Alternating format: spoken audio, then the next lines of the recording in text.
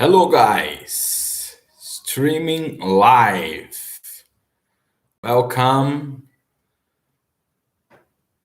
everybody. Let's do it. More one. Read with me. Let's read a very interesting text today. Long time no see. Long time I don't do this live, but today everything is is doing well. I can do that. Welcome, my friends. Hello, guys. Let's read a little bit about something in English.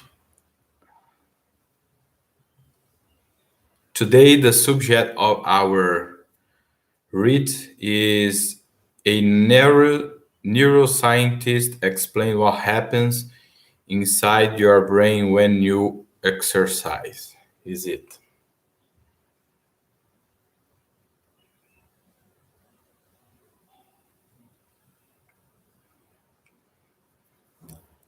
Let's do that. Let's wait a little bit. People join with us here. Hello, we have some people online. Welcome to our Read with Me. In my channel, I post always something good for you, for us to learn together. And to read, it's something very important. When you read, you see the grammar rules, you see the expressions, slangs, and so on.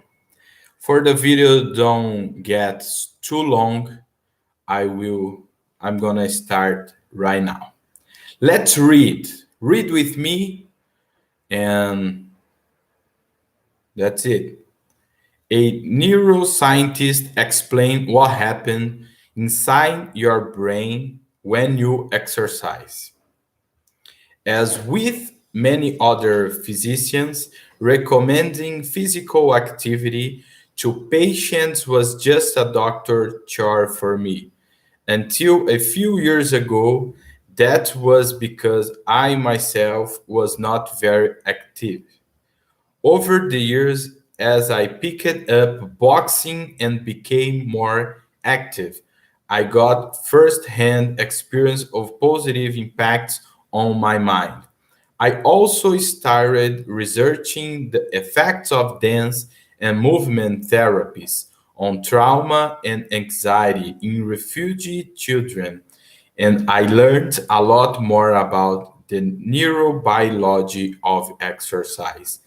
I am a psychiatrist and neuroscientist researching the neurobiology of anxiety and how our interventions change the brain. I have begun to think of prescribing exercise as telling patients to take their exercise pills. Now, knowing the importance of exercising, almost all my patients commit to some level of exercise, and I have seen how it benefits several areas their life and livelihood. We all have heard details on how exercise improves muscular, musculus intellectual, cardiovascular, metabolic, and other aspects of health. What you may not know is how this happens within the brain. Brain biology and growth. Working out regularly really does change the brain biology. And it is not just go walk and you will just feel better. Regular exercise, especially cardio, does change the brain. Contrary to what some may think, the brain is a very plastic organ.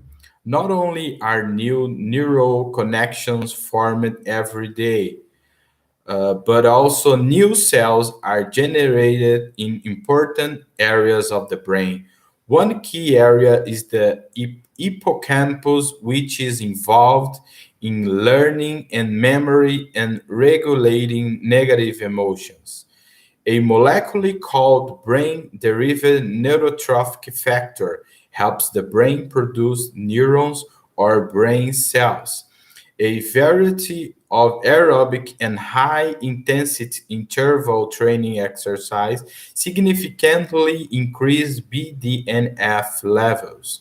There is evidence from animal research that these changes are at epigenetic level, which means these behaviors affect how genes are expressed, leading to changes in the neural connections and functions. Moderate exercise also seems to have anti-inflammatory effects, regulating the immune system and excessive inflammation. This is important given the new insight neuroscience is gaining into the potential role of inflammation in anxiety and depression.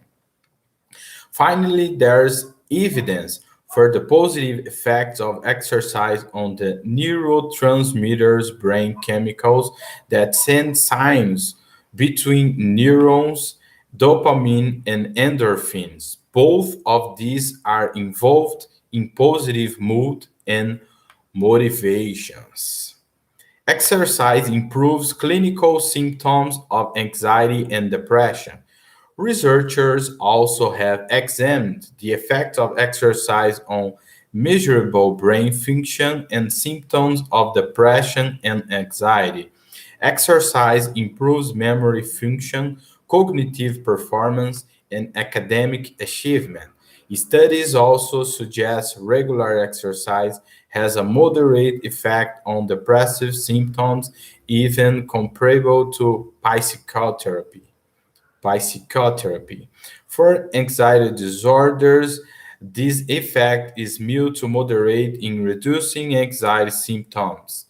In a study that I conducted with other among refugee children, we found a reduction in symptoms of anxiety and PTSD among children who attended 8 to 12 weeks of dance and movement therapies. So important. Exercise could even potentially desensitive people to physical symptoms of anxiety. That's because of the similarity between bodily effects of exercise, specifically high intensity exercise, and those of anxiety, including shortness of breath, heart palpitation, and chest tightness.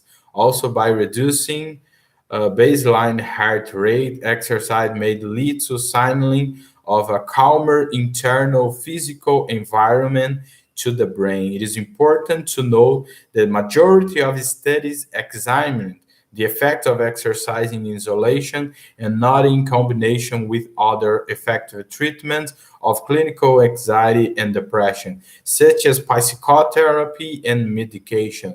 For the same reason, I'm not suggesting exercise as a replacement of necessary mental health care of depression or anxiety, but as a part of it and for prevention. That's it, guys. It's too long, the text, but I think it's a very important subject, and we can learn about our mental health and learn English as well. That's it, guys. Thanks for watching. Until the next time, don't forget to subscribe on my channel, to share with your friends, leave your comment below, and read with me.